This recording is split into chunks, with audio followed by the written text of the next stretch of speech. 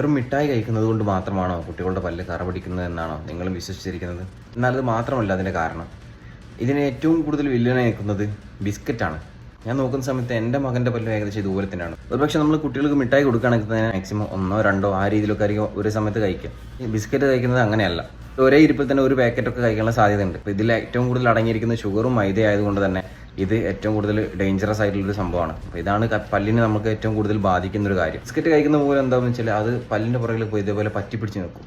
ഇത് മുഖാന്തരമാണ് നമ്മളെ കുട്ടികളുടെ പല്ല് ഈ രീതിയിൽ നാശമായി പോകുന്നത്. നമ്മളൊക്കെ തന്നെ ബിസ്ക്കറ്റ് കഴിക്കുന്ന സമയത്ത് നമുക്ക് അറിയാൻ പറ്റും പല്ലിൻ്റെ ഉള്ളിലൊക്കെ ഇതേപോലെ പോയി പറ്റിപ്പിടിച്ച് കിടക്കും. പക്ഷെ നമുക്കത് ക്ലീൻ ചെയ്യാനുള്ള ഒരു ടെൻഡൻസി ഉണ്ട്, അത് ക്ലീൻ ചെയ്യാൻ സാധിക്കുകയും ചെയ്യുന്നുണ്ട്. പക്ഷെ മക്കൾക്ക് അങ്ങനെയല്ല. അവർ ജസ്റ്റ് ഭക്ഷണം കഴിക്കും, അത് അങ്ങനെ തന്നെ വായ ജസ്റ്റ് ഒന്ന് കഴുകി അങ്ങ് പോകും. അപ്പോൾ ഇതിൻ്റെ പുറകിൽ ഇതുപോലെ പറ്റിപ്പിടിച്ച് കിടക്കുന്ന ബിസ്ക്കറ്റിൻ്റെ അംശങ്ങളോ ഒന്നും നമുക്ക് കാണാനും പറ്റില്ല, ശ്രദ്ധിക്കാനും പറ്റില്ല.